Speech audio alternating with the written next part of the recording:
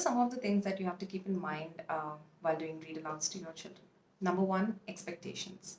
So sometimes your toddler might be interested in multiple books. So they might pull out one book and ask you to read it, and after 2 pages, they might go on to the book stand and pick up another book and ask you to read that, and it goes on and on and on. So they keep switching from one book to another, and it's okay. It's very normal and it's okay because their attention span is not the same every day either. Some days they might be attentive for 30 minutes of reading, some days they might be attentive for 30 seconds or 1 minute, which is totally fine. And even if your toddler is not sitting in front of you and listening to you, it is okay. Even if the toddler is moving around or doing something else and you're reading, it will catch up and they will understand the reading magic and they will come and join you. And even if they don't, it's all right. You go on reading and try to attract them as much as possible.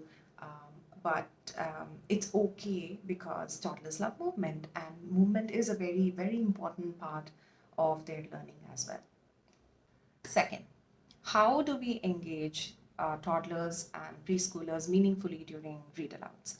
When we do read alouds, what do we focus on, right? So reading is not just about vocabulary building, or reading is not just about the mechanics of reading, like reading fluency. Reading is also about, or more about, total reading. And this is what I really like about the Montessori approach, which clearly aligns with reading curricula around the world. Read to help the children comprehend as much as possible. When we read using these reading strategies, it helps the child not only comprehend that text, but analyze the text and apply that strategy to other texts that the child read. For example, one of the most common reading strategies that we use for our preschoolers is making connections that we can definitely use for our toddlers too. What is making connections?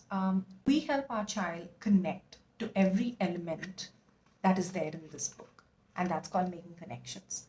For example, if you see the text here, it says Henry likes to wear green shorts, right? So you can make connections to this text to your child's life. You can ask your child, Henry likes to wear green shorts. What color shorts do you like to wear? And you'll be surprised to hear the answers that your toddler has. You can see here that, sometimes clothes get dirty. And you can see that mom's doing gardening and spilled coffee on his shirt and, his clothes are dirty. So you can ask your toddler, when do you get your clothes dirty? So maybe your toddler says, when I play in sand. So it helps your toddler, actually connect this text to his life. So here's another example. You see this washing machine here? This is a front load. And some of the households have top load as well. So maybe that's something you can ask your toddler. You see that in Henry's house, the washing machine is front loaded. What about our washing machine? For our washing machine, do you think it has a front load or a top load? Shall we go and check?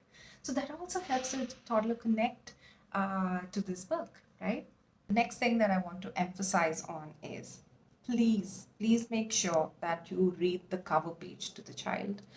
Read the title of the book and read the author's name and the illustrator's name. It helps the child really form a connection with the author and the illustrator, and he knows who is the contributor of this book and who made this book, who drew this book, who brought this book to life. And it's really important to build that respect right from a young age. And when we're done reading the book, please do make sure to end the book with the end, so that the child knows the end means the story is done. And he can always choose, to ask you to read it again, or, go bring another book. That's really the toddler's choice. So I hope this video has some interesting takeaways for you, and I'd love to hear how these strategies work for you when you read to your child.